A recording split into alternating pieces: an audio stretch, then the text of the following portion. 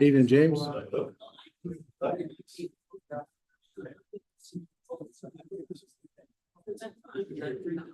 Good evening. Like you only get part of the picture. I'm now, but it's not. So, I guess that's.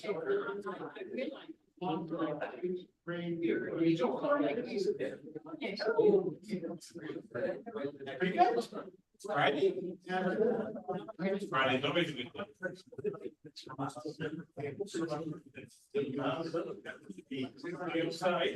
gonna start, right?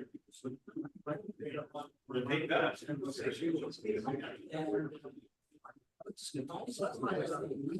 Realize you don't think you were sharing.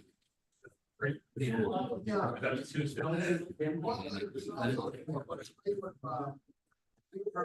There you go. There you go. Okay. Okay.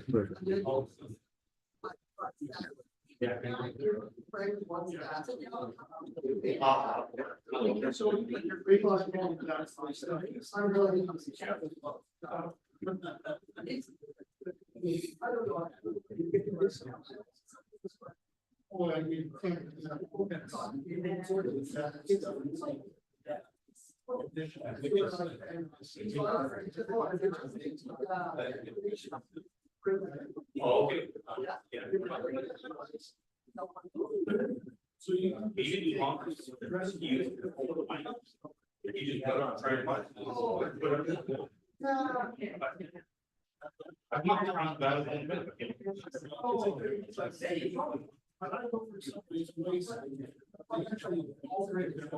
yeah.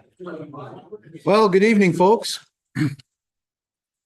And welcome to the RASC Winnipeg Center's monthly meeting, general meeting, open to the public and that. Welcome to all those that are online, and we're glad to see you there. Begin with our land acknowledgement. The lands from which our members and guests are joining us are located on the original lands of Anishinaabe, Cree, Ojibwe, Dakota, and Dene peoples, and on the homeland of the Métis Nation. We respect the treaties that were made on these territories. We acknowledge the harms and mistakes of the past, and we dedicate ourselves to move forward in partnership with Indigenous communities in a spirit of reconciliation and collaboration. So, welcome again. Just before I always forget at the end of the meeting to say thank you to our three people who tirelessly always set up our IT and always monitor everything and keep it working, and occasionally when something goes a little sideways, scramble to make everything going again. So just a big thank you to Chris, Scott, and Ed for all the work they do there that goes on behind the scenes. Thank you very much.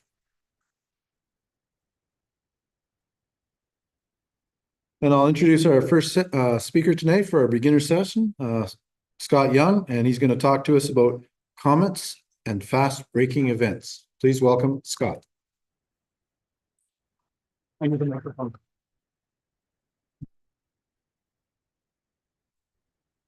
Maybe I'll switch it over. Oh, thank you. Yeah.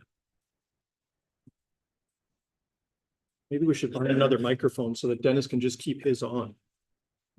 Easier. Okay.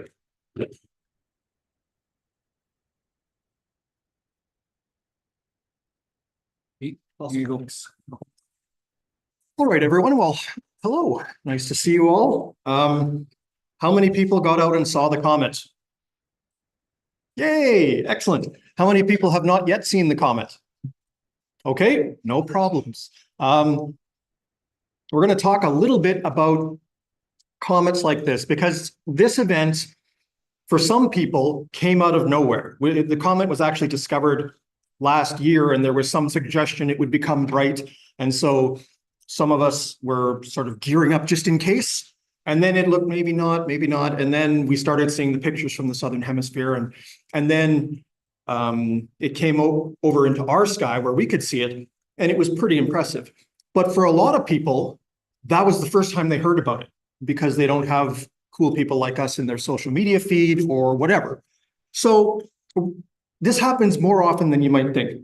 So what we're going to do is oh, I've forgotten how to make this go.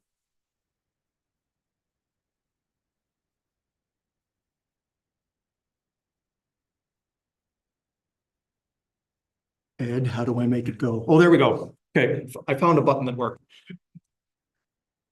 This is an Einstein quote.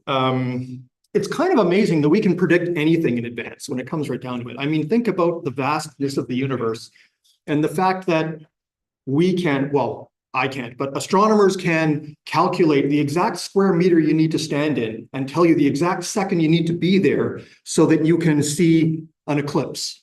That's pretty impressive. We know something about gravity. We know something about our solar system. And it works for the moon too. You can see lunar eclipses, and we'll tell you a year in advance, years in advance sometimes. In fact, NASA has a thing that goes out past 2100 for eclipses if you're interested. And I don't think they have any error bars on them. They're down to the second. So there are some things that we can see coming, and you can plan around for them. And in fact, you can even plan enough that you can have thousands of people all gathered together in the middle of Assiniboine Park under clouds to watch it on television. But that's pretty cool. We know some of these events, and we can see them coming, and we can plan for them, or we can plan to travel or whatever. We can tell you exactly where the moons of Jupiter are going to be. So when you look in your telescope, you'll know which one is which. We can calculate exactly when the great red spot will be in the middle of the disk so that you can go and take a look at it. We understand our solar system, I would say fairly well. Well, most of it. The sun, not so much. I mean, we can tell you where the sun's going to be, and we can tell you that it'll rise tomorrow with pretty good accuracy. But in terms of the solar cycle, well, we just found out this week that we're at the peak of the solar cycle right now. Like, there was no forenotice. We knew it was coming. We thought it was ramping up and ramping up. Well, this is the peak, apparently. We can't tell you how many sunspots are going to be seen in 7 days, or when these prominences are going to erupt, or when those big explosions will send material off towards the Earth and give us the Northern Lights. Northern Lights is where a lot of people, a lot of the public, lose their faith in astronomy. Because I don't know how many times I get calls at work or emails that say, my friends are in town from blah, blah, blah. I want to take them to see the Northern Lights. When and where do I go? Yeah, we don't know. We don't have the ability to forecast that far in advance. Now, if they were saying, I'm going to go out in an hour, will I see Northern Lights or not? We can give a pretty good prediction. But an hour isn't enough to, plan 1,000-person gathering or things like that, like we can for eclipses. So the world of the amateur astronomer is the world of quick reacting to fast breaking events. And so rather than show a whole bunch of pictures of the comet, because I'm sure we're going to see some of those in later presentations tonight, we're going to talk a little bit about how do we find out about these things, and then how do we react fast enough to go and see some of these things. Oh, another Northern Lights picture. Oh, meteor showers. Meteor showers are another place where the public loses faith in astronomers, because astronomers will say, oh yeah, the Perseid meteor shower, August 11th, 12th, 13th, every year, reliable. And then they go out at 10 o'clock at night and they don't see anything. And they say astronomers were stupid. So it's funny, we can predict exactly when the date should go out. They should go out at 5 in the morning. They just don't hear that part. Or don't like that part. Meteor showers are another example. Yeah, right.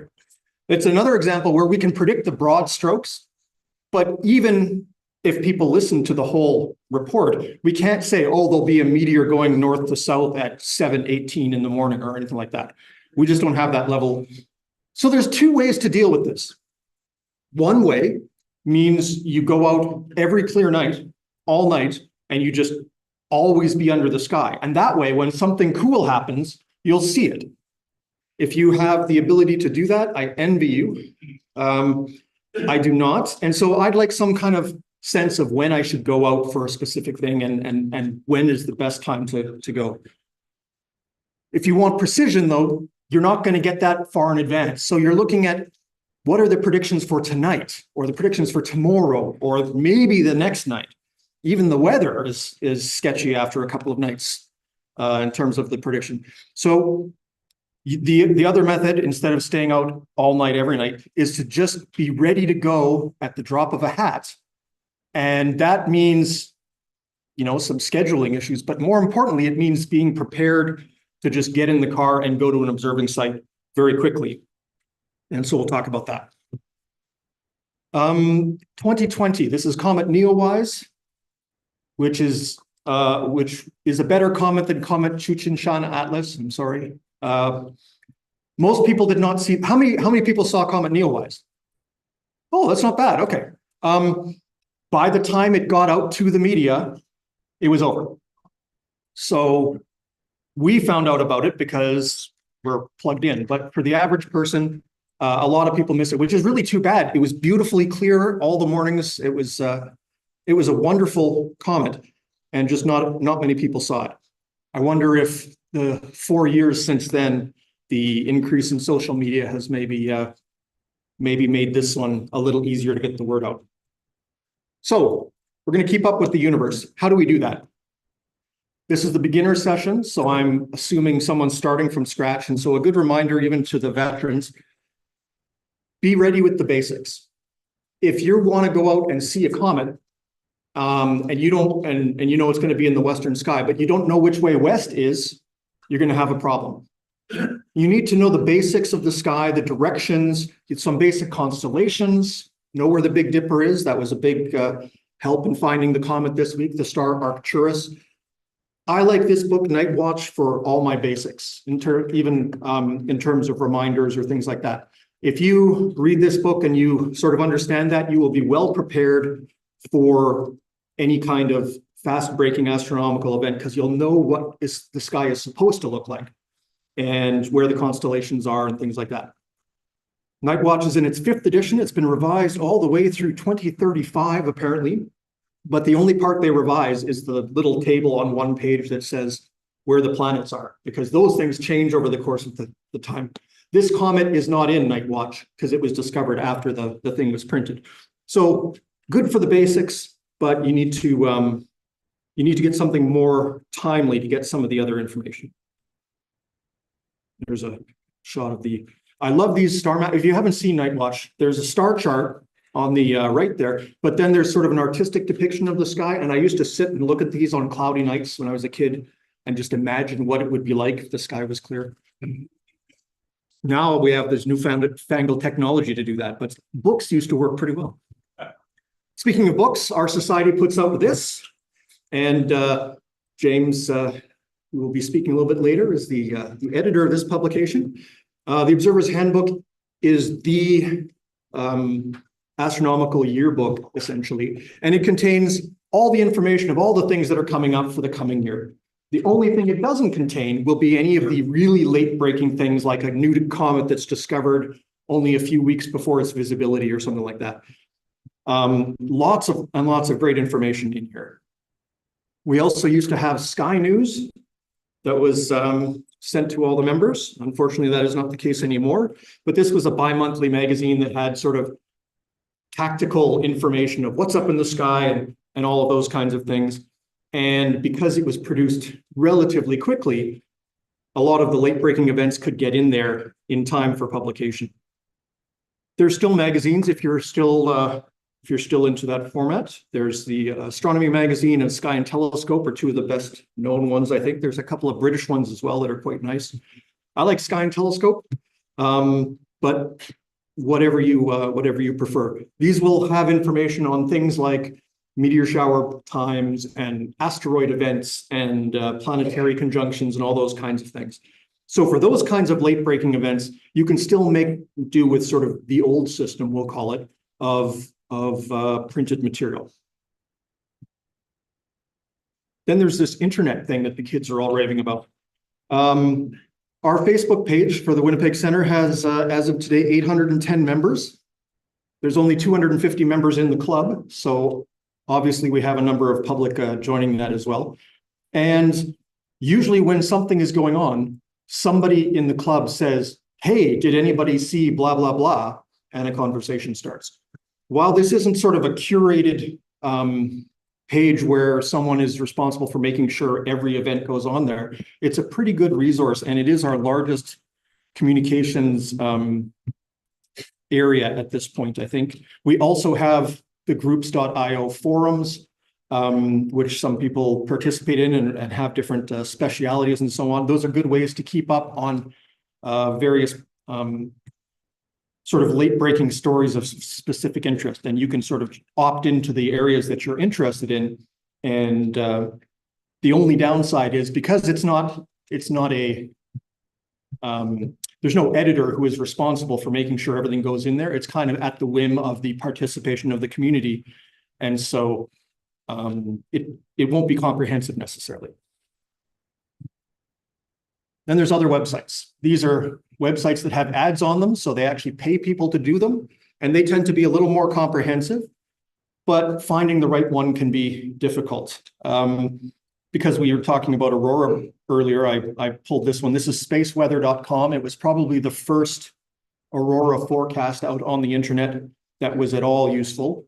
It's been superseded by a few other tools at this point, but for the average person, if you want to know what are the good chances of Aurora tonight, this is probably the easiest place to go. There's another one called spaceweatherlive.com. If you ever felt like you wanted to do your own weather forecast from the raw meteorological data, you can do that for Aurora on spaceweatherlive.com. If you know how to do it, really, really useful. If you don't know how to do it, really, really confusing. And then there's my favorite tool. This is Stellarium.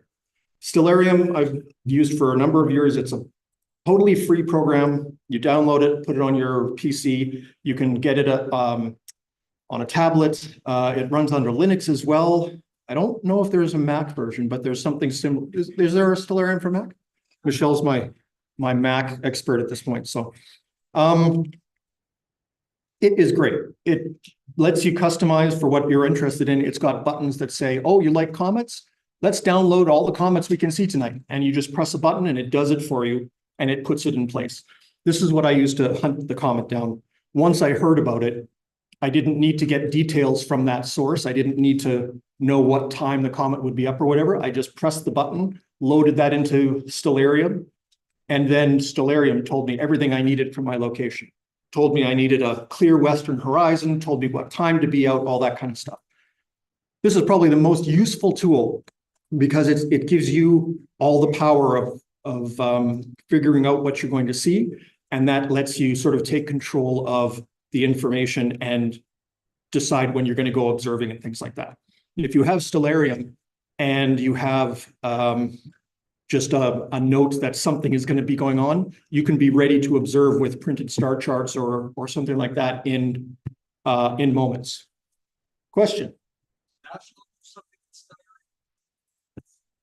Yeah, there's I think they do a course on how to run it. Is that what it was? Yeah, it's sort of a training course on how to run Stellarium. I've never taken the course. I found it fairly intuitive. Except for some of the really esoteric things that most people probably wouldn't use. But that's on the website, I think. Yeah, there's 3 levels. Okay, excellent. So there's 3 level courses, Dennis says, on Stellarium. Okay, knowing what you're going to look for. That's the first part of the battle. The second part of the battle is having everything you need ready to go. Now, I'd like Stan at some point to give an update on his observing case. He's got the Justin case. Do you still have the Justin case, Stan? Named after his nephew, Justin. But it's basically got everything that he needs and it stays packed. You don't take it out and put it all away or things like that. It's packed, it's by the door so that when you need to go, you just grab it and go. You need something that you can pick up, get in the car and go, because you might find out about an object at 4 o'clock and it sets by 8 o'clock that night. So you don't have a whole lot of time to pull things together from the garage and, oh, where did I put the tripod head and all that kind of stuff. You kind of need to have your gear ready to go. Binoculars make that really easy. And we've got a great binocular section in the group. James is moderating that on the groups, and I know that they go out and do binocular stuff a lot. So that is definitely worth checking out.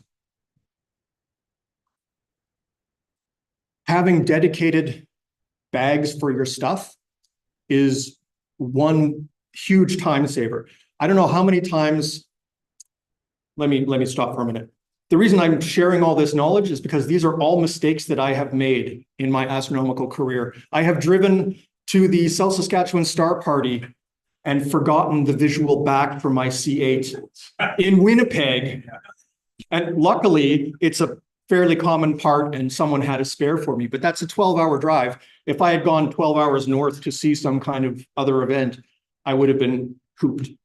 So having your gear packed in a case, having everything sort of all in one spot so that you can easily pull it together and go. It's not something that everybody can do. If you're in an apartment or you need a storage location or whatever, then that's maybe that helps you scale your gear. Maybe binoculars are the thing to go with. But being prepared to go is a really, really important thing. This is kind of what my observing case looks like. It kind of has everything in it in one case. Don't do this. Go through all your stuff. Take the favorite eyepiece that you have and put that in a case, and take the absolute necessities like the finder scope or the hand paddle for your telescope or the essential things, and put that in one small case, and then put all the other junk, all the other stuff that you only use occasionally in another case, and put that case under your bed or something and just ignore it. Because when you're out in the field and you're trying to think, oh, which eyepiece should I use? Meanwhile, the comet is setting and you're in there, oh, where's that eyepiece? Where's this? Where's that? And everything's in the dark, and it's just not worth it. Strip things down to the essentials, and then you'll get familiar with those essentials, and then they will work on the day. This works, this applies to eclipses, this applies to going comet hunting or any kind of fast breaking event. Or you can have an observatory. This is the dream of most people. I recently was able to achieve it after 40 some years of wishing. It's wonderful. It's expensive. It's not for everyone. But it did allow me to image the comet even when the very first clear night I had an event that I couldn't get out of. And so I just excused myself from the dinner table to go to the bathroom every so often and opened the roof with my phone and started the exposures, and then came home and had all these pictures to look at. Luxurious. I feel bad even saying it, but that kind of thing, keep in mind, we have an observatory. Now you can't control it remotely, but you can not take anything with you. Get in the car, drive 15 minutes south of the city, turn on the observatory and start observing. Everything is there for you. So that's an option for things like this. I don't know how many people went to Glen Lee for the comet. It was the trees that are right there were exactly in the wrong place. So Glen Lee was terrible for this particular event, but good for a lot of other things. I wanted to talk briefly because about dressing the well-dressed astronomer. There was this great cartoon we used to have in the beginner session, and it was sort of like a cutaway of an astronomer and then all of their winter clothes that they needed to survive in the tundra observing. And, you know, it was 2 pairs of underwear and 3 pairs of socks and boots and layers and parkas and scarves and things like that. Well, when you go searching for well-dressed astronomer nowadays, you find stuff like this. I don't recommend this kind of view. Yeah, I know, hey? That's a great telescope. What are all those knobs for? I mean, I think they just bolted on extra knobs to look cool. But anyway, don't forget that when you're packing your stuff and you're going to drive out, oh yeah, the wind is gusting to 50 tonight. That's going to make it cold. And I survived my second comet night only because Rihanna was also there and lent me a jacket so I didn't freeze to death because I forgot to put one in the car. Your clothes are part of your gear. If you can have at least one jacket or something, or a sweater or something like that in your astronomy stuff that you just use for astronomy, that will save your bacon more than once, I would say. So this was a picture that I took of the comet. I'm not happy with the color balance yet. I'm still new to balancing red, green, blue filters and things like that. But this is the picture that I shot while I was out at a dinner, ignoring the friends that I was supposed to be hanging out with. And it turned out not too bad. You can see okay, you can't see it up there. Come and look at it on the screen later. You can see the anti-tail. You can see some of the gravity waves in the tail and things like that. I shot this in black and white with a red, green, and a blue filter, and then you put them all together later. So the color balance doesn't come automatically. I still have probably hours and hours of processing to do on this. But I was able to get the pictures because I had the information that I needed, and I was able to get things going and have all the gear working in advance so that when I needed it in that 2-hour window, everything worked out. That's how I'm going to get a picture of T Corona Borealis, because we did talk about this in the spring. It was supposed to explode this summer, remember? Yeah. Yeah, it hasn't. And then we were joking, oh, watch, it'll explode during the comet and we won't know which way to point the telescope. Well, it hasn't exploded yet. It's starting to go down behind the sun. If it goes off behind the sun, I'm going to be really peeved. But the brightest part where it's naked eye is visible for half a day. So when the email comes from wherever, you need to be ready to go right away. And, you know, for that, if I have a dinner, I'll probably get out of the dinner or something like that, because this is such a one-off kind of event. Not everybody can do things like that, but having the gear ready, making sure you're signed up to the right email lists or you go to the right websites so that you get that information as soon as possible. Learn how to use mailing lists so that you can ignore all the stuff you don't care about, but get that one email that comes right to you that mobilizes you and gets you out to see the once in a 80-year eruption or once in 80,000-year comet or things like that. There's a lot of cool stuff going on. A lot of people will miss it because they just don't hear about it fast enough, or they just can't get their act together quick enough to get out there and see it. Hopefully we can do a little bit better, and hopefully this means you'll be able to get out and see some of the cool things that are happening in the next little while. We do have potentially another comet at the end of the month, although looks like it might break up. And there's new things being discovered all the time. Anybody have any questions?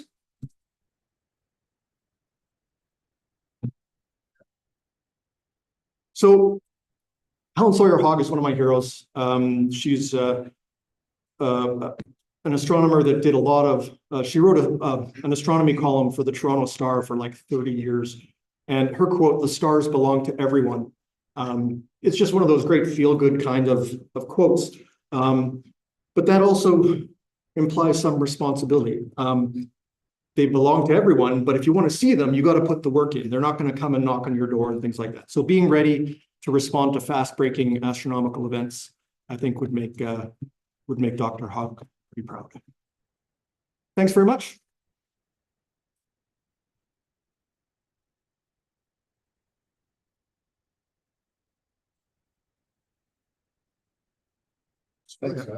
I went under. That never happens.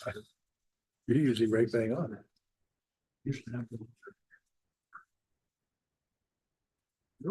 Oh, Just say, yeah, well, I need the password. so many pockets. Thank you.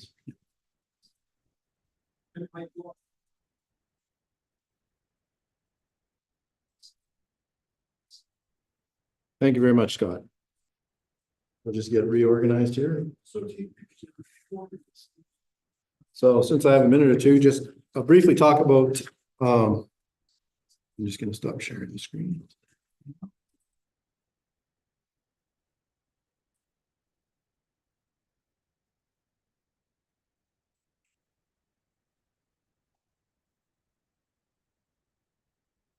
There we go. So yeah, just a couple things there, like Scott mentioned the stellarium training. So that just recently, the member that used to deliver that training passed away a while ago. And recently they decided to, the people that he had trained to assist him in training has decided to continue the training. So that's available for any RASC member. You have to register for it. It's about 2 hours. I've done 2 of the courses. It's really good if you're somebody who gets in there and I can't get that sidebar to work or do whatever I want or how to set it up. Level 1, I highly recommend if you don't know how to, because finding the stars and stuff in there is easy, but putting all those shortcuts in and how to find stuff faster is really nice once you figure that out. But it's really difficult if you don't know how to do it. So I believe it was the last weekly bulletin they talked about, and it's going to probably be in the bulletin until the courses fill up again. So all you do is the email's there, you send the email in, say, I'd like to take the course, and then they'll let you know. The criteria for taking the course is basically you got to have the most current version of Stellarium on your computer, a phone, or anything else. For the training, it's best to be on your computer, a laptop or a PC, because it's very difficult on a phone to be able to get everything to do it the way you want it to do it easily. Whereas a computer just gives you a bigger screen to work with. So highly, highly recommend if you want to learn about that. And they're going to commit to continue running it all the time. So usually what they do is they run a level 1, and then a week or 2 later, level 2, a week or 2 later, level 3, and then that just continues on to go as long as they're going to have people registering.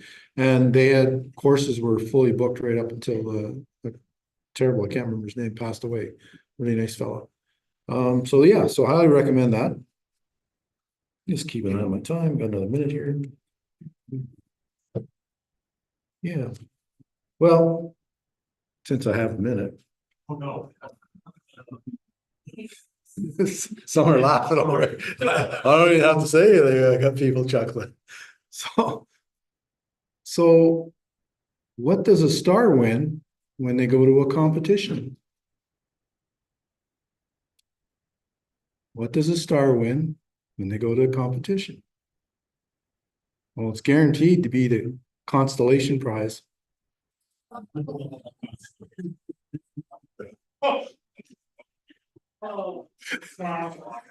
I'm proud.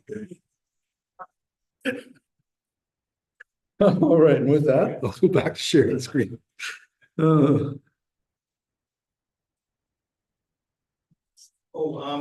Corinne, in the chat has just said, Blake Nancaro. That's it, Blake Nancaro. Yes, thank you very much for that, Blake Nancaro. It was a great person that developed the training program, and it's a very, especially level 1, level 2 for the average person. It's really, really good. Okay. Yep, I'm going the wrong way here.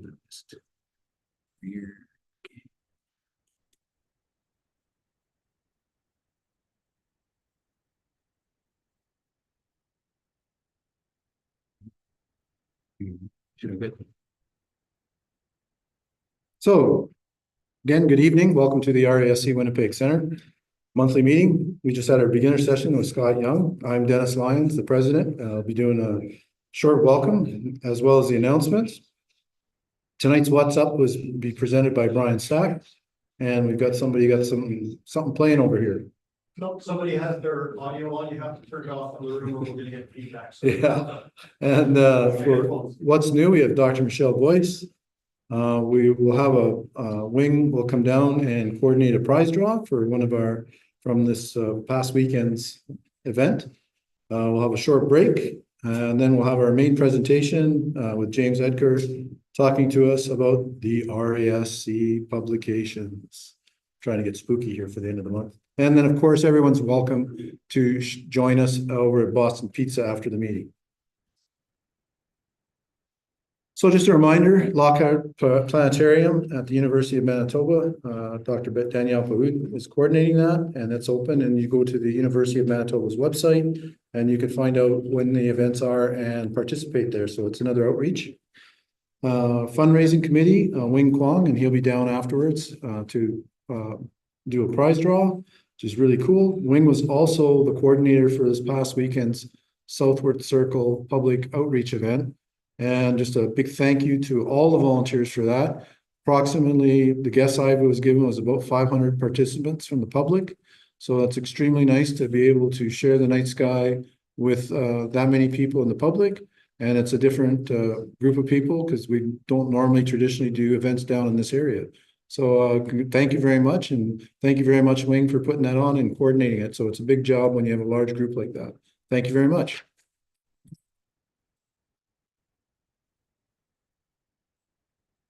Our coordinator for the Explore the Universe is Stan Runge. Stan, here, at least you can hold up his hand and say hi. If you're interested in learning about the program, anything you want to say tonight, Stan? Okay. Moves on to the next thing is our telescope loaner program. Mike Caracas. Mike is here as well. So I'm going to throw out for the group and those online as well.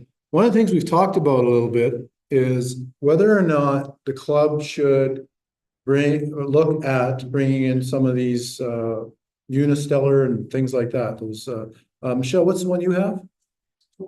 Dwarf. So to see if that's something that the club membership may be interested in. If you are, please let either Mike or the member of the council know, and we can look at whether or not that's something that the membership is even interested in. If they are, then that's something we can look towards perhaps adding to the telescopes program as well. Can't stress enough, it's very easy, just contact Mike. The telescopes are available for any member. We have a variety of telescopes. We also have solar scopes. We have mounts for cameras, things like that. So it's a matter of really, ideally, it's for anybody. But if you're a new member and you don't know what type of telescope I want to have, before you go and spend the money and cause it to be clouded over that night,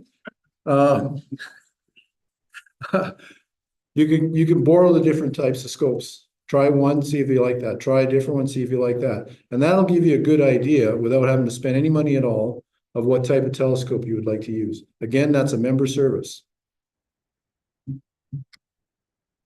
Workshop ideas, Stan Runge, again, volunteers. Workshops get announced out to the membership through groups.io when we're going to have a workshop. And I believe, Stan, is there any coming up this fall yet? I'll probably be ready next month. Next month. So we're hoping to have another one in November. So watch for the announcement on groups.io for the Winnipeg Center members. Again, that's another membership benefit. Nominating committee, myself and Scott Young. We have put open positions for the president, vice president, treasurer, and councillors. So if you're interested, we have had some people come forward and volunteer to let their names stand for election. Really appreciate that. We still have openings for other additional positions. So if you are interested, please let us know and we can get your name on the ballot. It's very simple. Primarily, let us know that you're interested. We'll confirm you're a member in good standing and move from there.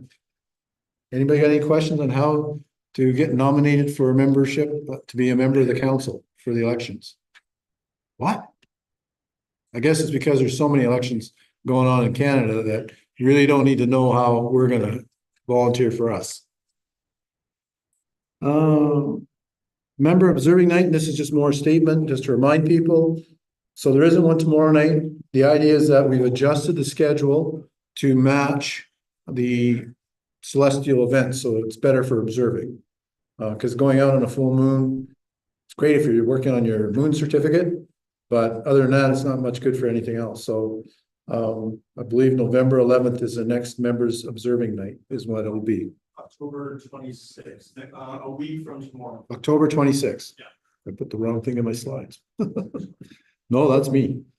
Calendar, Stan, any update on the calendars? They're all sold out. We're waiting to get them. When they arrive, we'll let people know when they get them. The ones that we brought in are all sold. Perfect. That's really good to hear. The AGM is scheduled 14 March 2025, which is a change from before. That's where we do our elections, financials. Date allows for financials to be completed. So that's primarily the reason it's been pushed out. When we became a not-for-profit, we have other more stringent reporting rules. So we have to have our financials and we just need enough time to do them. That's the primary reason it's pushed out. And what else have we got? Oh yeah, there we go. Meeting room change. So tonight we're in the Schultz Center. Next month, we're in room 118, which is down the hallway. Room 118 down the hallway. So usually one of us is standing out in the hallway saying, don't go down there, come in here. And it's because of exams and things like that. And then the December meeting will be back in here again. Groups.io, again, we just put that up.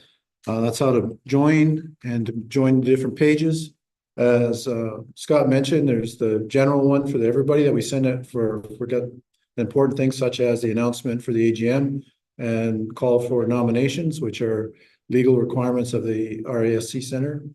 And also mention, like James is here. James, hold your hand up for a sec.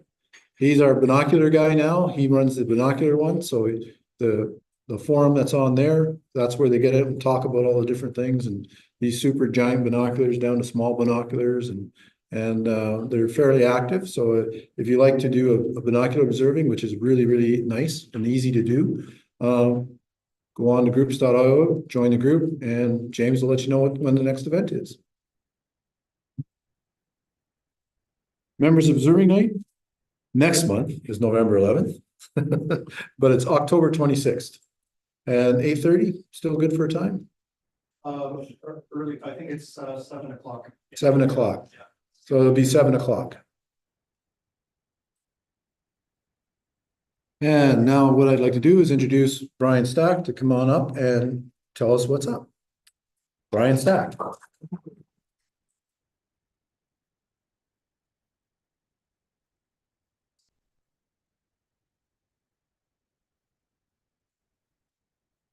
Practicing how to say.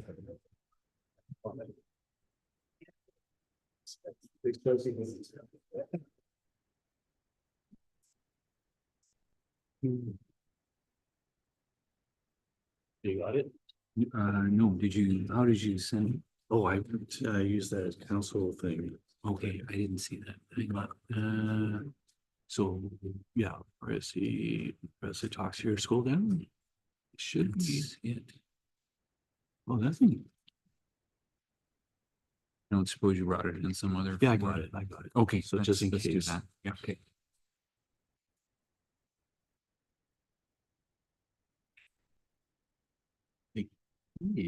Unless they went to one of the folders or something. Don't see a folder in there. Okay, I'm just gonna see. Yeah, here we go. Yeah. Push your finger.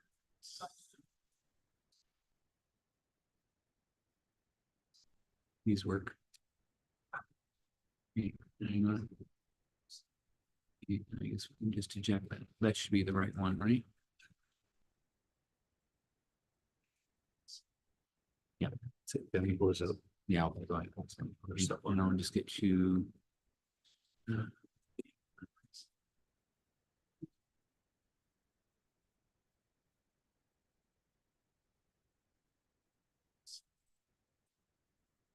Here you go. It's all yours.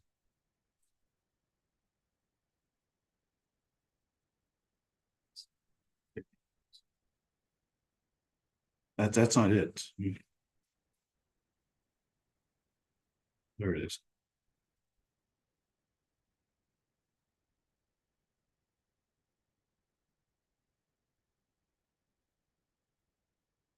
Okay, we're going to talk about for what's up for the remaining of the month. Should I be here in front of the camera? Okay, so just starting today and basically for the rest of the month, we'll just talk about what's left for October 2024. And hopefully some of you did get to see some of that comment. I'm going to say it one more time. I'm going to say it one time. Chu Shishan, is that how you say it? Chu Ching Shan. I listened to it yesterday. I practiced and I practiced again. And okay, we'll see how this goes. Okay, so that picture was at Bouldry Park with my Bold 4. So we'll talk a little bit about the planets. So what I'm going to do, I'm just going to kind of keep it simple for the remaining of the month. So you can see here, Mercury would be fairly close to the sun, but only going to be visible after the sunset. Venus is going to be viewed after sunset. Mars, as of today, will start to rise after 11:30 p.m. Jupiter will start to rise around after 9 p.m. And of course, Saturn will, after sunset, it will be up for most of the sky. So, okay, for the October event, like I mentioned, there's not much.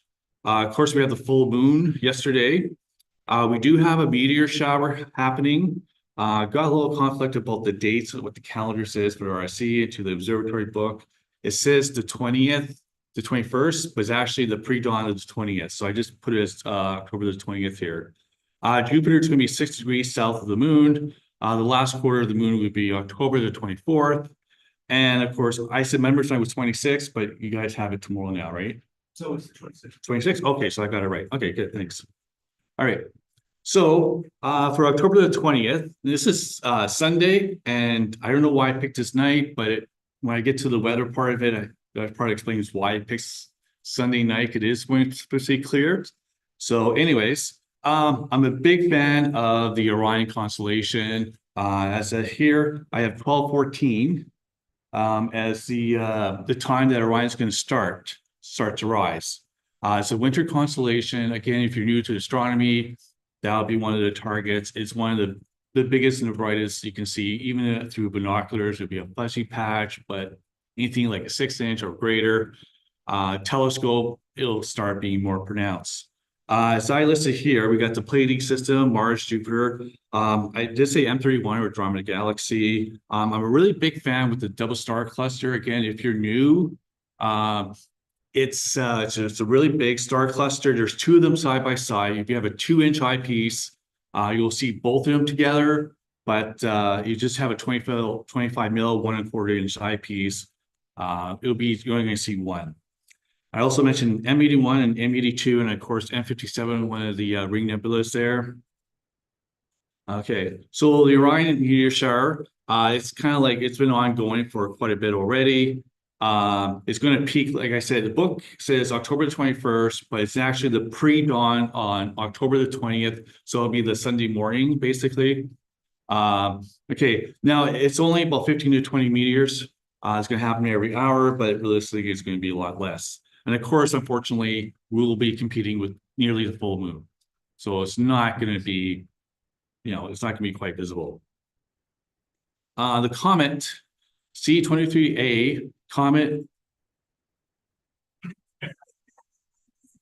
Chushishan Atlas. Chushishan. I listened to the real pronunciation. This guy said in less than half a second, so I can't do that. Okay, so the closest approach was on October the 20th. Of course, its orbit is around 80,000 years, so that chance, unless you have a time machine to see it. It was spotted back in 2023, and it was in the China Observatory Academy of Science in the Chushishan Chinese Observatory. And so that's hooters for them. It was observable with naked eye October the 14th. Hopefully some of you did make it out. I did. My model said that it was supposed to be not visible and in poor visibility when it gets to the horizon. Is it all just go out anyways? This is a zoom up picture. This is mine. It's supposed to be, I think, 135 mil with telephoto lens.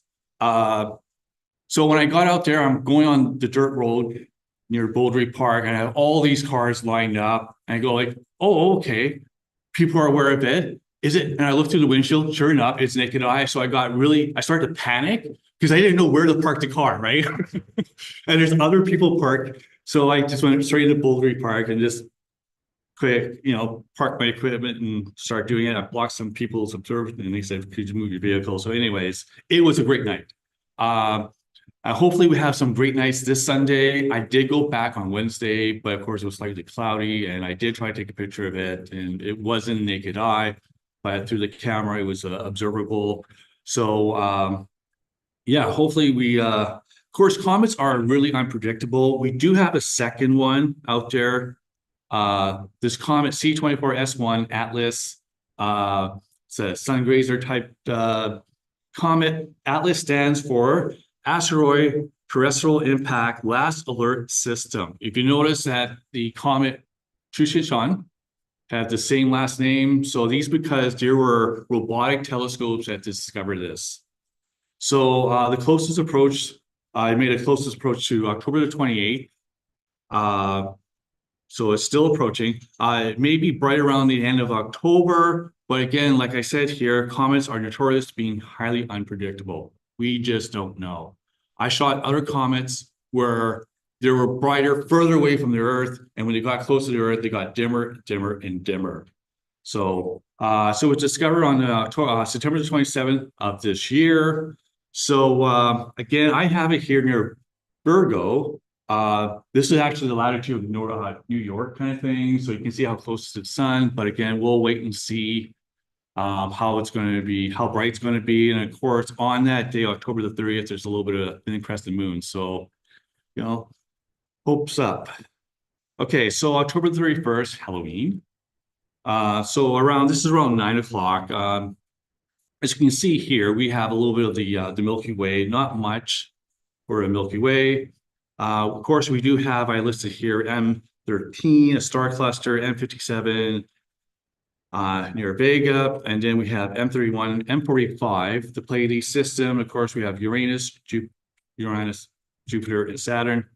That's going to be observable that night. So hopefully it's going to be clear. Of course, what I'm saying is because the new moon is on November the 1st. So hopefully we just have some good nights. Now I'm going to mention a little bit about November because one, it's the new moon on November the 1st. The first weekend we have daylight saving time, so that's where we're going to turn our clocks back 1 hour. So since it's near the new moon, I'm thinking that when we do our deep sky imaging, it'll give us an extra hour for imaging. So hopefully that can work out for the benefit of us. Of course, November the 3rd, I have Mercury at 2 degrees north of the moon, Venus 3 degrees north of the moon. And we do have another Taurus meteor peaks on the 5th. This is the south one. There's also a north one. It's going to occur 1 week later. I'll tell you a little bit more about that later, what's unique about that meteor shower right here. So again, it's overlapping other meteor showers. So again, the greater chance of actually observing something. Now, the only real thing I'm going to mention about this is that it's got a high percentage of fireballs. So you can have some really, if it does happen, you know, look out, you're going to have some really big fireballs are going to happen. I did catch one on the camera. I should show you the picture, but anyways, hopefully we'll have some clear nights on that night. Now for the 3-day forecast, starting Friday, Saturday, and Sunday. Of course, you can see here on Sunday, it's going to be quite warm. It's going to be quite cold on Saturday morning, but the temperature is going to pick up. Now, as I mentioned here, it's going to be cloudy, mostly cloudy tomorrow. But again, of course, the weather is really unpredictable. We just don't know, but who knows? Might be better. But of course, 4 a.m., you know, it will clear up according to this. But as I mentioned, Sunday looks really clear. So, yeah. Yeah. I'm reading the map chart wrong. It looks like Saturday night is clear. No. So Friday, right, 12 a.m. Oh, Friday, yeah, Saturday. But see, it says 4 a.m., right? Oh, Yeah, but that's Oh, you're Saturday right. morning, right? yeah, sorry, I had that mixed up. You're right. So it is going to be clear for that. November's observing night on the 20th. No, that's the 26th. Never mind. So it's Friday, It's still till midnight. Yeah, that's right. So it is going to be clear tonight. Thanks for pointing it out. But Sunday is going to be clear. So anyways, hopefully we still continue some nice viewing for that comet. Shooting Sean. Oh, Atlas, thank you. All right, so that's it. That's what I have for what's up for October, the remaining October 2024. Thank you.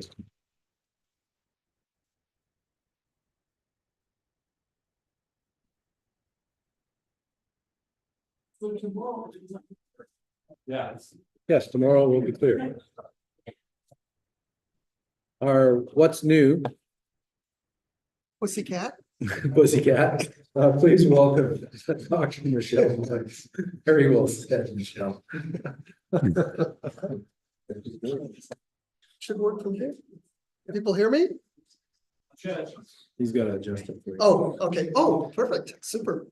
Yeah, I'm just, I may try to click a link. I might have difficulty getting back to the slides. okay. Well, Cross our fingers that that works. I get a commercial. Yeah, it is on the internet. Okay, it should be good.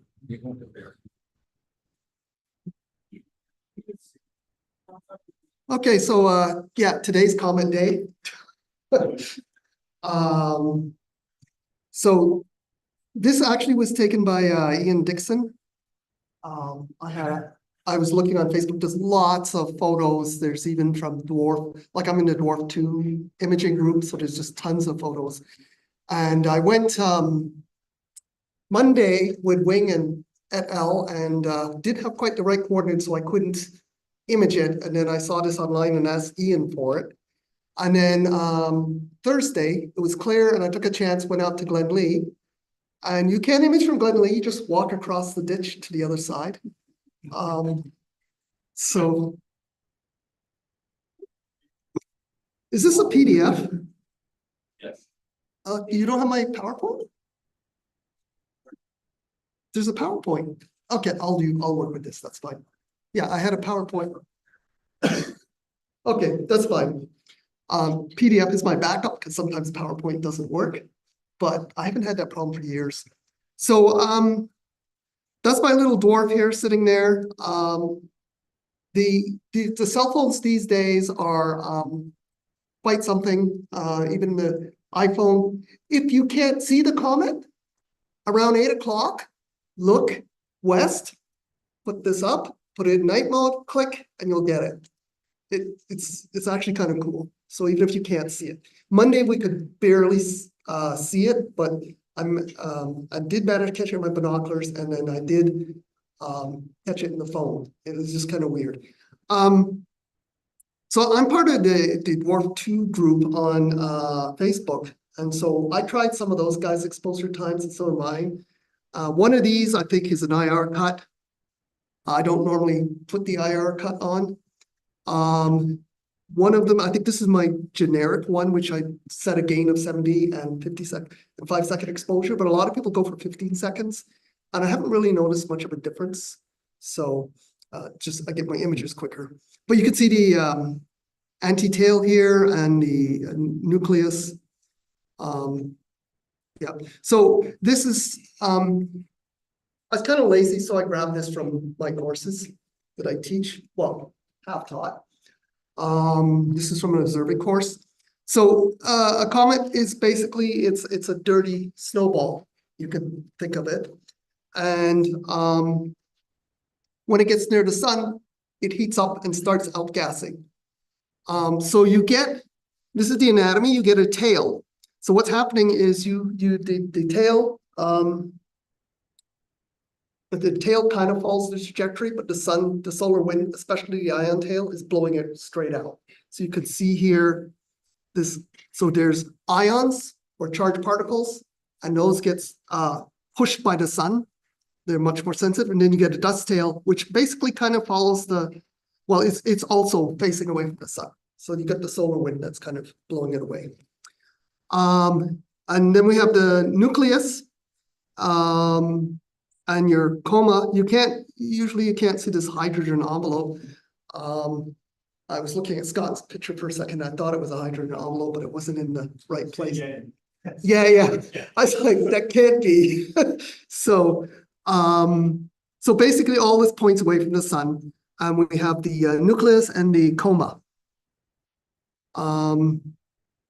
So that was Halley's Comet, which had a European spacecraft fly into it, collect dust, and look at the dust. So this is an annotated photo.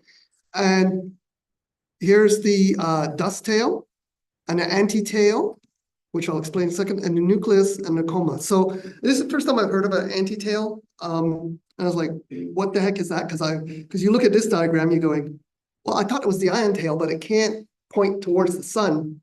So it's actually, so I found this on Wikipedia, it's actually dust. So the comet's coming around and it's a perspective thing, and there's dust laying along the orbital path. And depending on how you're looking at it, you'll see it showing as an anti-tail, but you still have the regular tail and the ion tail. And not all comets have that. So, well, they might, but not as visible. And that debris that's left in the orbital path, so it follows the orbit, then it comes back. So in 80,000 years, I think we'll have a meteor shower. A Tuscan Atlas meteor shower. So we can celebrate that every 80,000 years. Its orbit is about 80,000 years. So basically meteor showers are fragments of comets and little bits of asteroids and so forth. They're about the size of a grain of sand. And also, because it's 80,000 years, it lives out in what we call the Oort cloud. So this is our solar system here. Inside here's Jupiter. This is the inner solar system with the asteroid belt. And then further out is the Kuiper belt, this flat piece here. And then this thing here is about 2 light years across. So it takes light 2 years to cross it. And it's just this cloud of orbiting debris. And it can be perturbed by the orbits of the planets or each other or passing stars or so forth. In fact, there's some theory that right now we're in the Goldilocks zone in our solar system. We're in the Goldilocks zone in our Milky Way with respect to the disk, and we're above the disk. But when we go into the disk, which will happen, I forget when, there'll be more matter and it'll perturb and we might get more meteor showers, like delayed heavy bombardment, for example. Okay, so this pretty much says the same thing. This is comet P, I can't pronounce the Russian name, it's P79 or something. You might be familiar with this. So comets don't always live in the Oort cloud. Let me just go here. This is 67P's orbit, and it's actually out by Jupiter. So it's probably being pushed in.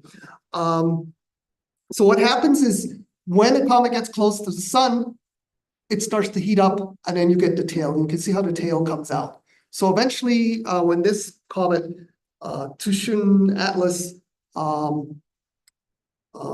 leaves our solar system, the tail will disappear. And this is, some of you might be familiar with this. This is a Philae lander which visited this comet. And that was, yeah, part of the Rosetta mission, and it had fell sideways, but they did manage to get some information, but not much. But pretty cool. And this is just an honorary mention to Comet Hale-Bopp. Who's seen Comet Hale-Bopp? Yeah, that was cool. I remember having an argument with someone. I'm standing here, they're standing right there, facing me. The comet is behind them. It's big. I'm saying you can see it with the naked eye. They argued for 5 minutes that you cannot. And then they turned around and went, oh, and it was in the city. So that was pretty cool. I haven't seen anything like that since, but this is pretty good, but it's dim. It's big, but it's dim. It's hard to see. Just a couple of stats already. Brian mentioned that it was discovered in China, discovered by Atlas, which is a terrestrial impact detection system. And I mentioned its orbital period is it's 80,000 years, and it's actually going opposite to the direction of the planets. So it's a retrograde orbit. Unfortunately, oh, that's too bad I didn't get my PowerPoint presentation. These are actually animations. So this was actually a computer simulation I managed to get from someone with their permission, and it shows all the Earth crossing asteroids. It's actually pretty cool to look at, but sorry. It's really, really cool. But you can, well, if we get hit, it's not cool, but it just shows all those asteroids. So there's the asteroid belt here, and then all these Earth crossing asteroids. Asteroids, so our Earth's orbit is circular. Most planets' orbits are somewhat circular, but asteroids tend to have highly squashed or elliptical orbits like this. And so if you imagine the Earth's going around like this, and you have these Earth-crossing asteroids, at some point they could collide. And that has happened. So this is far from up to date because now of Atlas, they've detected many, many more. But these are WISE and NEOWISE surveys of asteroids. So these are greater than 1,000 meters across. And each one of these represents 100 objects. And then this represents, from looking at statistics, represents what we think we've missed. And the smaller the size, the harder to detect. Except Atlas can detect down from 100 to 50 meters. So Atlas can detect down here. Let me just move to Atlas for a second. Did I put the Atlas? Yeah. It can detect, give you 20 days, several days warning if there's a 20-meter object coming, and several weeks if it's a 100-meter object. And this was the volcanic eruption, which was also animated. And unfortunately, I thought that was cool, but it's basically 10 times that volcanic eruption. If you remember that Tonga volcano eruption. But it's detected over 1,000. And also, if one was coming at us, well, according to Neil deGrasse Tyson, there's nothing we can do. So, except maybe enjoy the beach or something. So this is Germanic Manitowoc crater. So this happened quite some time ago. Usually we get these events roughly once every 100 million years. We have the Chicxulub crater, which was the dinosaur killer. And let's see. And the Tunguska event, which was an airburst. The impact was guessed around 30 meters across and 10 megatons. I do have let's see if that works. Now, I'm not sure everyone's seen this one. Hopefully I won't get come on. I thought this was, well, cool in one sense, cruel in another. I have no sound. Do I have sound? So I'll just narrate. This is a commercial for a vehicle. Come on. Okay. Yeah. So this happened in Russia. And it was just a comet trail. You'll see the image soon, and it had a shock wave and it just smashed windows. And people standing near windows got glass in them, and it shook a bunch of things. Also, interesting enough, there was another large object that came really nearby Earth and we didn't realize. That tells you how prepared we are for these things. Come on, where's the cool images? Oh, there we go. Okay. And in the days when we all have cell phones and there's all these cameras, so when these things come in, we're gonna see them. Which is a wonder why we don't see any UFOs. So there it is. And although it didn't hit any buildings, the shock wave was enough to just shake things up. When was that? I think 2012? 2013, yeah. 12 years ago, it says. Yep. So you can do the math. Yeah, it was something. But hopefully things like these will make us, try to go out there and explore things and try to save ourselves. But there's enough stuff going on already. I'm gonna stop this one now. I think that's enough. Where is it?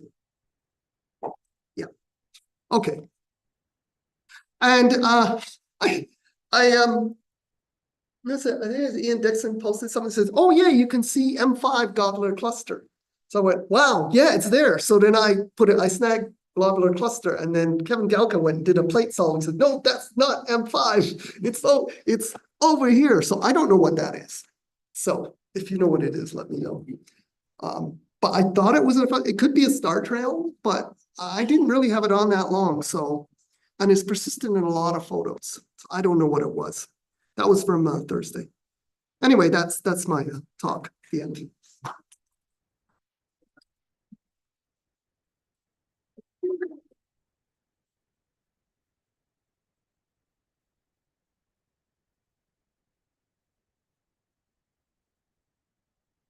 Thank you very much, Michelle. Wait, would you want to do that? Yeah, turn the lights on a little bit.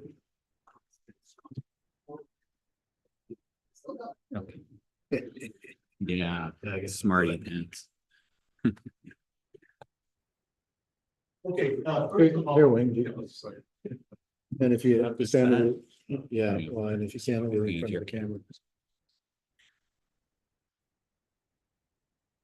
Mahmoud, come down here. Okay, so many of us know that we had a very successful public outreach event at the Southwood Circle this past Saturday. There were about 500 people, according to Ross Botto, who was our volunteer parking traffic control guy. And he should know because he worked for the Bombers as their traffic control. So that's a reliable estimate. Because there were so many people, I looked around and all the volunteers were just working so hard. There were so many people around each telescope that we couldn't really do the prize draw for the volunteers on site. So we had 3 prizes. So we gave the prize that was supposed to be for volunteers to the general public as well. So we did 3 draws to the general public. That went well. But so as promised, we want to just do the draw for the volunteers. So in this bag, I have everyone who's registered as a volunteer on Eventbrite, including a couple of people that I know were there but didn't register. So that was Jay and Mike Caracas. So if anyone here was actually there volunteering, you have about the time that it takes Mahmoud to say a few words to enter into this job. Thank you very much, Wayne. Good evening, everyone. Well, thanks for the invite to this event. I'm delighted to be here. Wanted to quickly thank the partners who were involved in this event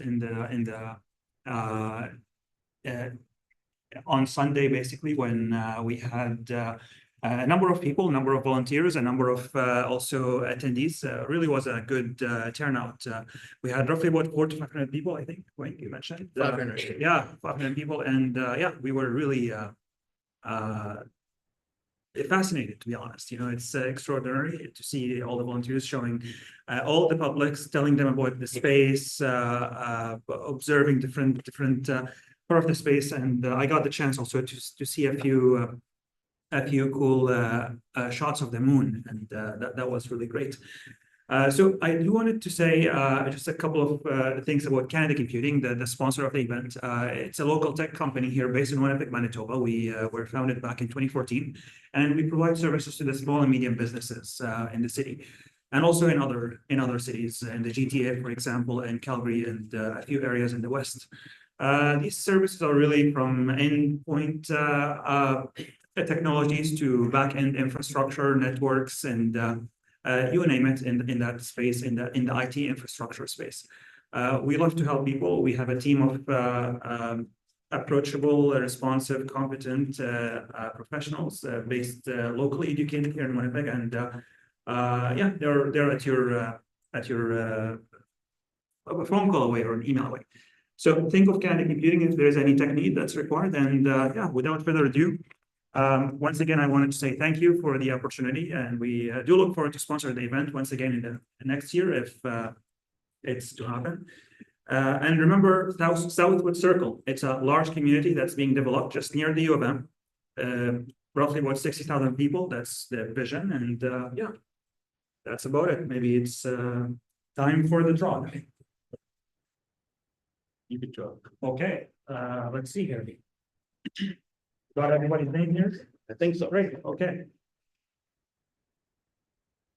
Thank you, Bill. Yeah, let's see who is the lucky volunteer.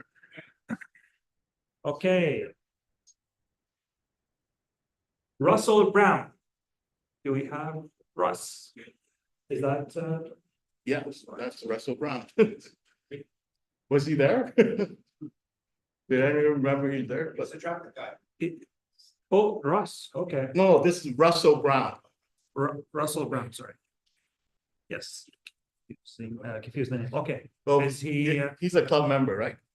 Okay, so let's assume he was there and he gets what's the prize actually? Yeah, so the price just, just an electronic a Jabra headset, wireless Jabra headset, and then, yeah, a few other pieces of good stuff here from Canada Computing, a pen and a mouse pad and a few other things. So we're gonna give the price to him. Yeah, okay, great. Thank you very much.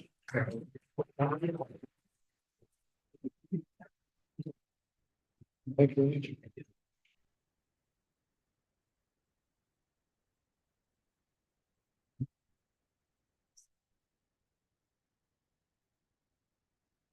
So again, just a big thank you to Canada Computing for sponsoring the event and being there to just assist as well.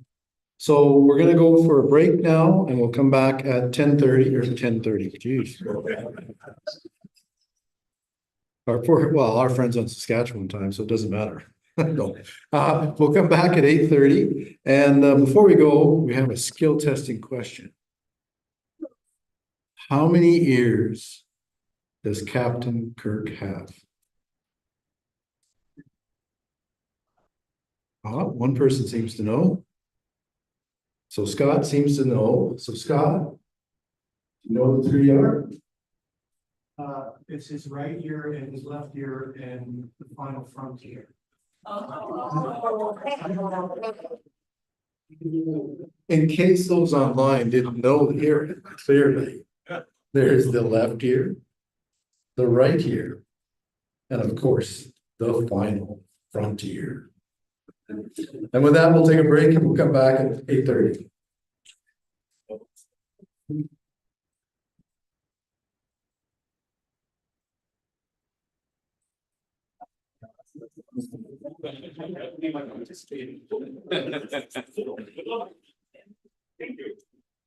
Oh, we have a comment from online. Senia says that the event was so nice. Thank you.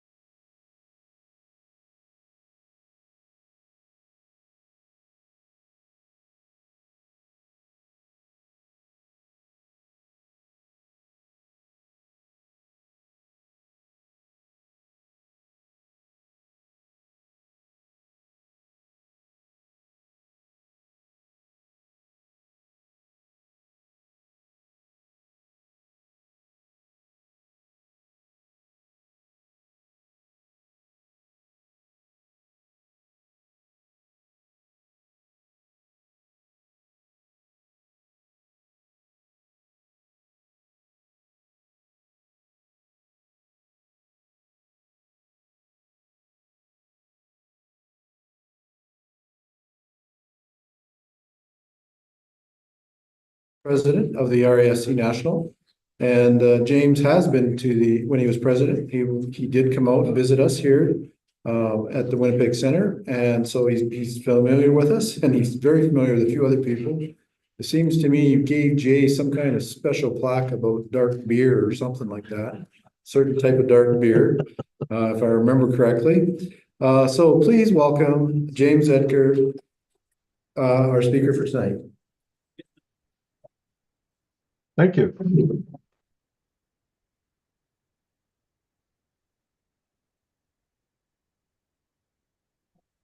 So, can you see my screen there? I'm going to talk a little bit about the RASC publications, which I'm quite involved with, as most of you know.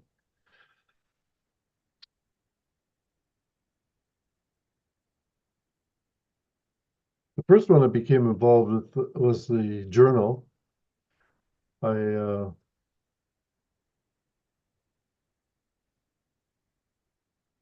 This is the current October journal with that wonderful picture there. Way back in about 1972, I think, maybe a little bit earlier, I joined the Barbershop Society in Langley, BC.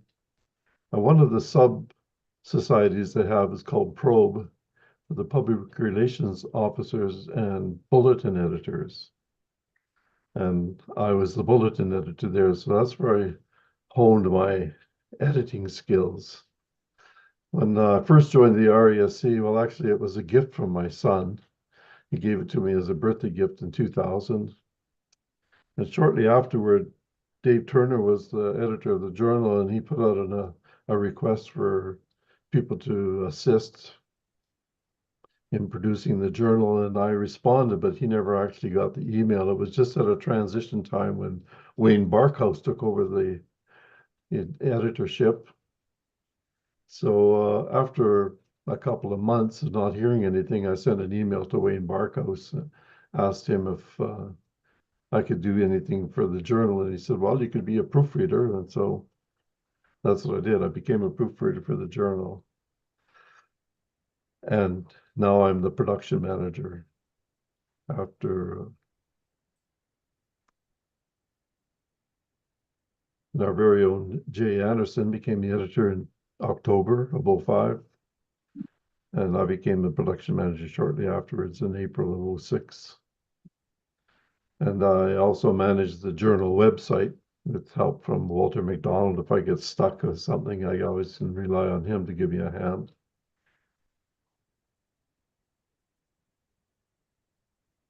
Just about a year after I started with the journal, I happened to notice there was a couple of things in the Observer's Handbook that needed correcting. So I sent an email to Rajiv Gupta, who was the editor at the time, and let him know what I had found. And he asked me if I would like to be a proofreader. So I said, why, sure. So I became a proofreader for the Observer's Handbook as well. This is the cover of the 2025 edition. This is something that most of you will not have seen yet, except Scott let the cat out of the bag there earlier with the front cover of the 2025. The front cover is from Mike Heber. He's a member of the Astronomical League in the United States. He sent me that image a couple of years ago, so we're just getting around to it now. And on the back cover is an image from Kimberly Sibbald. And also I've had that in the bag for a couple of years. I've actually got the 2026 and almost the 2027 covers solidified.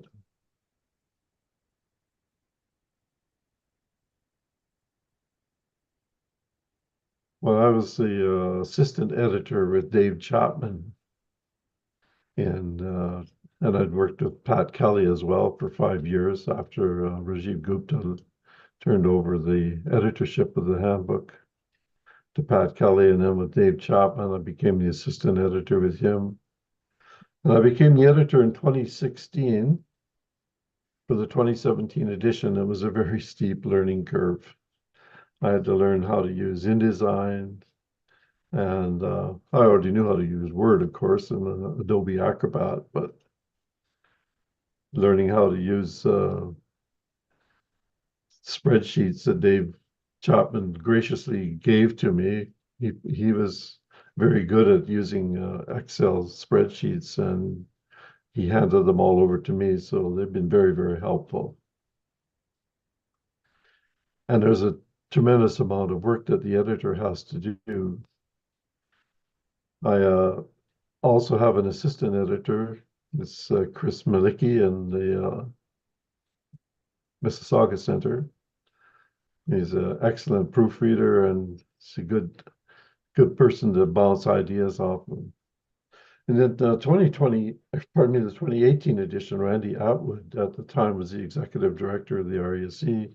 He suggested maybe I could produce a USA version. It's just a selling ploy, basically, because we just use American cities for the examples that we use and use American spelling. That's basically the differences.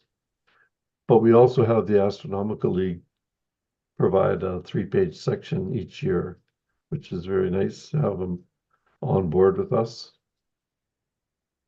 And I've now just completed 9 editions. And the next one will be the 2026 edition will be my 10th. I don't have any plans to quit yet. So. As I say, the covers are almost set for the 2026 edition.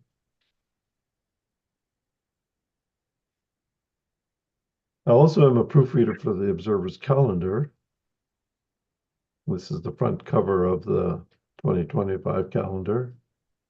I've been a proofreader for several years, beginning when Rajiv Gupta was the editor, then through Dave Lane, Paul Gray, and now Chris Beckett.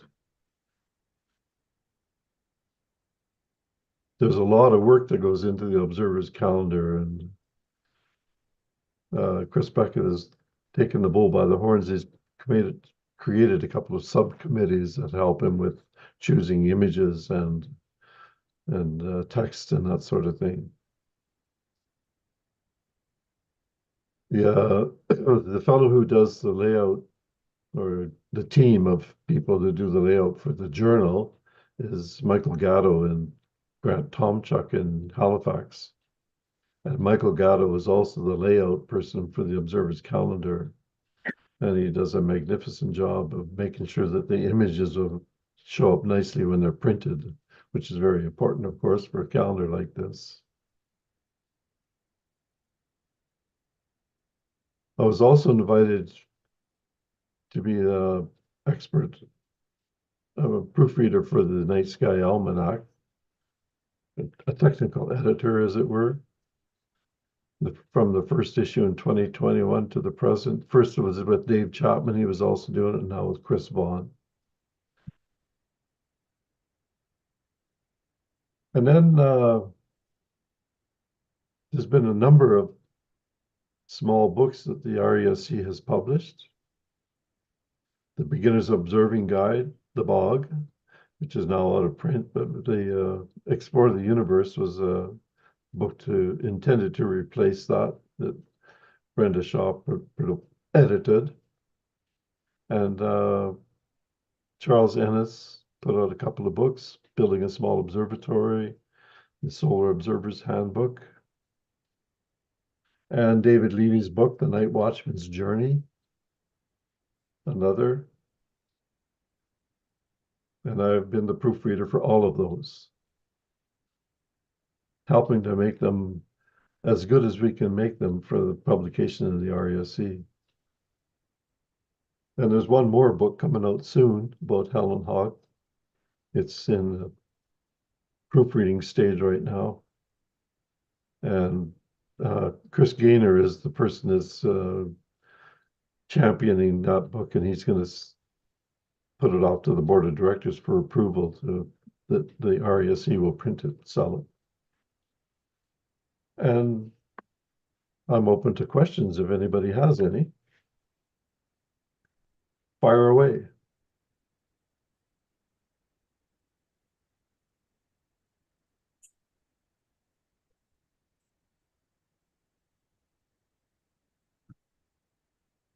Hello? Just hold on. So James, oh, we'll do it this way. So James, are you able Yeah. to tell the members that the breakdown of the observer guide? The observer's The handbook? Observer's Handbook, you mean? Yes. Well, it's a pretty big publication. It has a lot of information in it, and it's probably more for a seasoned observer than a beginner. I would recommend the Night Sky Almanac for a beginner rather than the Observer's Handbook, even though all members receive the handbook. If you had a beginner or a young person wanting to learn the night sky, then you should go after something like the Night Sky Almanac or the Beginner's Observing Guide or the Explore the Universe Guide, because it's aimed more for young people or a beginner learning. But the Observer's Handbook has been around for like 115 years or longer. Because just looking at here, we're in the 117th year of publication with the 2025 edition. And there's a lot of information in there. There's like 352 pages of pretty small print. So we talked, we got lots of tables. There's all the information about eclipses that we received from Fred Espenak.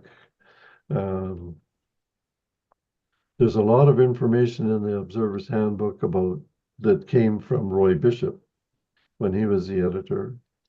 He was the editor for 19 editions. And I don't know if any of you know this, he suffered a massive stroke earlier in the year and is not able to contribute anything as far as I haven't had any conversation with him since that time. So another person who was really involved and gave a lot of information, particularly the table on the left-hand side of the month-by-month guide, was Dave Lane, who passed away. So I had to scramble and find some way to replace those tables, and I did manage to find a way to do it. I actually produced them myself. So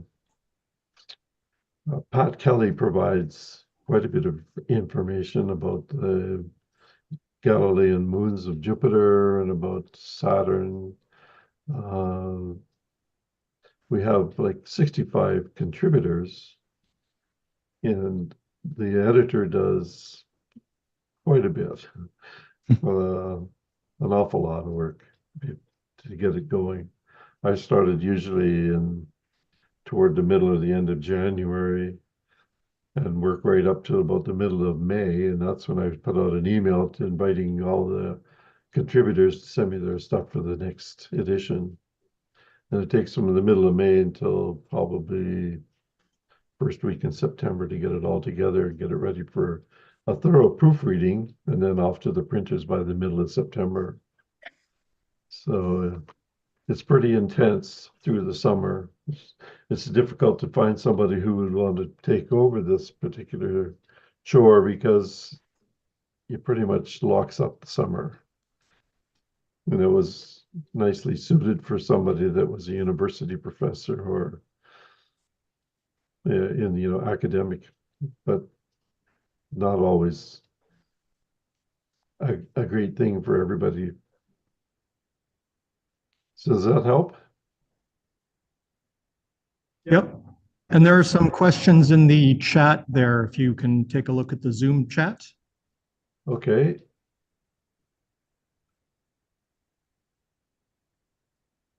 What kind of changes do I see? I'd like to keep it as evergreen as it can be. There's a lot of the tables in the backside are pretty much established and don't change. Particularly when, like I was talking to Blake Nancarroll before he passed away about the the night sky gems. It's David Levy's table that was begun by Leo Enright. And David wanted to change it each year, except that there was a program in the RASC that was based on that table. So I convinced David Levy to stop making changes each year because it's an established certificate program now. And the next question is, why do you think the handbook has maintained its popularity in observatories around the world, even in the digital age? Well, you don't need to plug it in. It won't break if you drop it. It's concise. It's got all the information that you would need at a control panel of an observatory or anywhere around the world. And I think that's probably why it's so popular, is because everything that's necessary is there in the one place. And it's easy to crack it open and refer to it. Next question here is from Jay. How many submissions do we have for the calendar? I believe, if I'm not mistaken, that Chris Beckett had over 200 submissions. And they had to narrow it down to 12, of course. So, yeah, it's a lot of narrowing down. Wow. Chris says that he's not really an imager. He's more of a active participant observer. So he has put together a team of people to help select the images to make sure that they're good and will look good on paper. I think a lot of the images that get submitted, some of them might be better than others, of course, but there's some of them that are really good that we could probably use in the journal. So we've asked Chris to supply some of those to us, to Nicole Mortellaro, so she can pick some of those out and use them in the journal center pages. And speaking of the journal, I don't know if anybody has made any comments or has any observations about the parts that we would put into the centerfold spread to include the star map and the events that used to appear in Sky News. And Scott Young was helpful with a few of those, and I've taken over the production of the centerfold spread there for the what's up in the sky each month for each issue.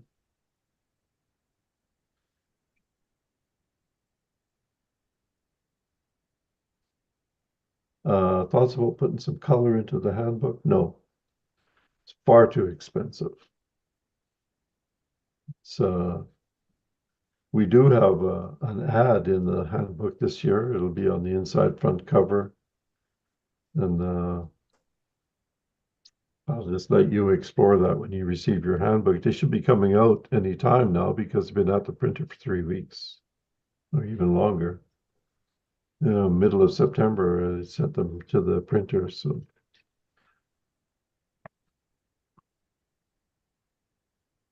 anything else?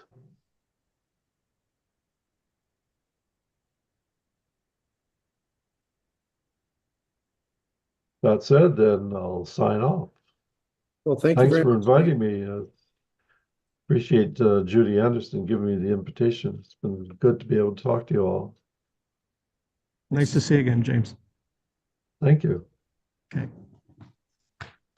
I got to go and give our cat some medicine right now to keep her going. So I'm going to sign off. Thanks for everything. Yeah.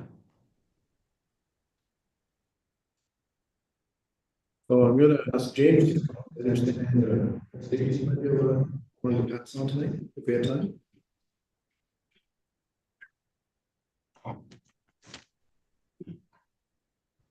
How do we do this? Hey, Ed, do you have Stellarium on your computer? Good. I have my laptop. It's in the car though. Okay, just hang on. How are we getting? Sorry, James, I volunteered you. Okay, no problem. So what we're trying to do here is, I fascinated by Mike's Jupiter pictures. And around Jupiter are the Galilean moons. There are 4 bright moons that you can see around Jupiter. You don't need a super powerful telescope for those. There's probably people online that can't hear me. Yeah, give him the microphone. Okay, how's that? Is that better? Hey, okay, I'm James, by the way. Hello, everybody. So what we're gonna just queue up here is just a quick little demonstration using stellarium. So Jupiter is rising up earlier and earlier in the evening, and kind of rising out 9:30, 10 o'clock, pretty low. In the morning, you get up in the morning, 6 o'clock before sunrise, and you look to the south, up high is Jupiter. Jupiter has 4 bright moons around, and you can see it even just a low power binocular. What do you need, sorry? The lights down. Oh, you want the lights down? Okay, perfect. So those moons, those 4 bright moons, you can look around with binoculars or a telescope, but they orbit around and they do kind of funny things. They kind of crisscross paths and they do all kinds of fun stuff. And so I've kind of made a little bit of a chart, a calendar of events that I posted to Groups.io. So if you are on Groups.io, you can just subscribe to the solar system subgroup. That's in there. It's a little complicated. It's still a bit of a work in progress. But coming up this week on Wednesday night, there's kind of a really neat dance that the moons around Jupiter are going to do. Now, this is an event that takes several hours to happen. It's in the middle of the night. So if you have to go to school or to today, which many of us have to do. Where are we? So we're going to go here to, what did I say it was? The 23rd?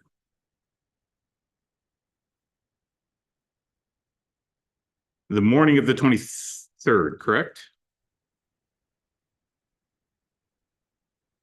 So Jupiter is going to be up here, nice and high. We're going to center in on Jupiter, and then we're going to zoom right in. So here are some of the moons. Let's back up just a little bit more. Sorry, can I clip this on somehow?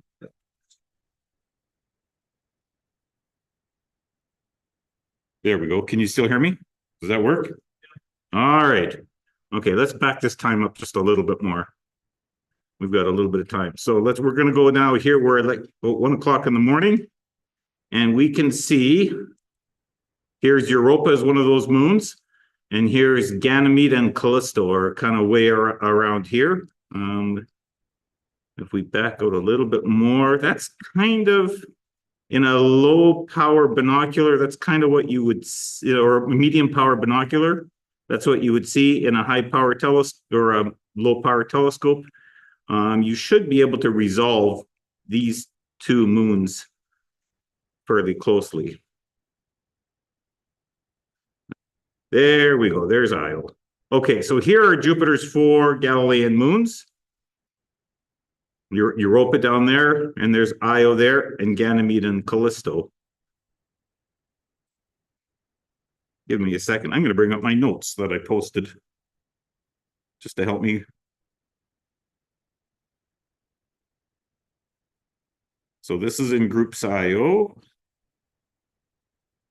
There we go. Now you're going to. So starting at around 1:27 in the morning, let's bring up our clock again. So we're going to just advance our time here a little bit.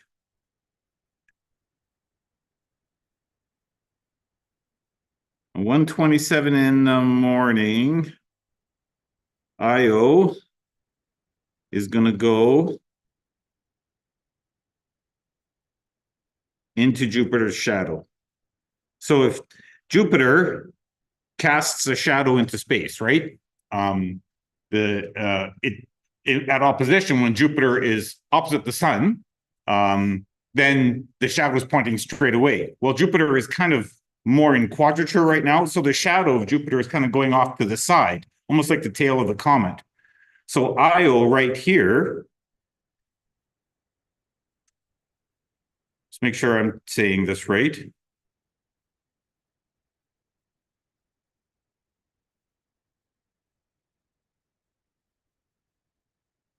All right, so yes, so we can see 4 moons here, right? So we're going to advance our time here a little bit. Io is going to dip into shadow, into that shadow. You could just see how it disappeared there. It didn't go behind Jupiter. It just went in behind into the shadow of Jupiter. And you'll watch it in about over a few seconds. It'll just slowly fade out, maybe a minute or so, and it'll disappear, right? And it's going to stay there. It's going to stay in shadow, and it's going to continue to go behind Jupiter. But now we only have 3 moons that are visible. One just disappeared on us, right? Now, watch over here. Europa's down here. It's just not part of the fun. But over here, Ganymede and Callisto are fairly close together. And let's advance our time just a little bit further and watch what happens to Ganymede. So here we go. Now we're at 2 o'clock in the morning, 2:15. And what did we say it was? Oh, yeah. Just after 3 o'clock in the morning. Ganymede is going to also disappear into that shadow. And there it goes. Now we only have 2 moons. What happened to 2? Well, one's behind Jupiter and the other one's in the shadow. Now watch this. A little bit later, watch kind of over here on this side, on the trailing edge of Jupiter. Jupiter is moving across the sky, left to right. Watch what happens on that side of Jupiter. All of a sudden, we're going to get Io pop out from behind Jupiter. Now we're back to 3 moons, which is kind of fun. But something cool happens here, which doesn't happen too often. Remember that shadow that Jupiter casts into space? Well, it's just the size of Jupiter, right? So Ganymede, that's now disappeared into that shadow. Watch this. We're going to advance the time a little bit more. Before it goes behind Jupiter, it's going to pop back out right into there. And then eventually it's going to go in behind Jupiter. But by then, Jupiter's going to be sky's going to be getting brighter. And it's eventually going to go in set and wait till the next day to do it all over again. But anyway, that's a little bit of fun with Jupiter's moons. So hope you found that interesting. That's the morning of the 23rd, the night of the 22nd. Correct. Yeah, the morning of the 23rd. So if it's clear and you can be up. I plan to maybe go sleep for an hour and then get up and have a quick peek, right? Because if you have just binoculars, if you can mount them on a tripod, even better. You just go have a quick peek, maybe bring them into the sunroom or something, and then go back out, have a quick peek. Oh yeah, there it is. So anyway, if you have any questions, feel free to come ask or send me a note on Groups.io.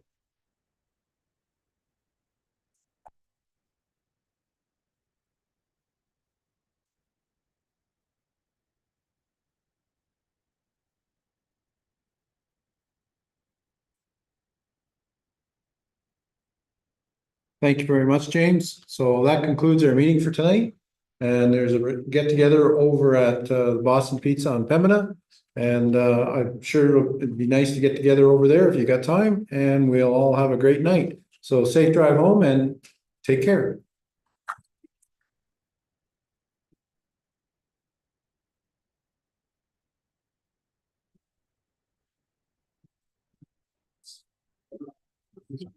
That was very rare. Whose phone is this? Huh? Whose phone is this? I don't know. No,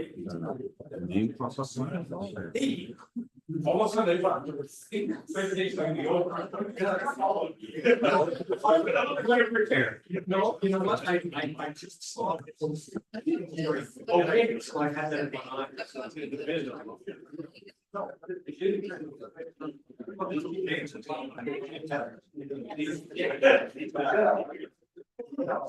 So yeah, I think we saw out. Yeah, no, I'm looking forward to that. I think I might invite you to go to the. Did I need a USB? You yanked it out. No, long time ago. Yeah, you're home. No time. So it looked like something like this, maybe that I forgot and retrieve it or something. I'm just. I don't remember seeing one. Yeah, sorry. If you look for it maybe or. Okay. Or you go, yeah, I had this left over and. Yeah, I haven't, I'm pretty sure I've never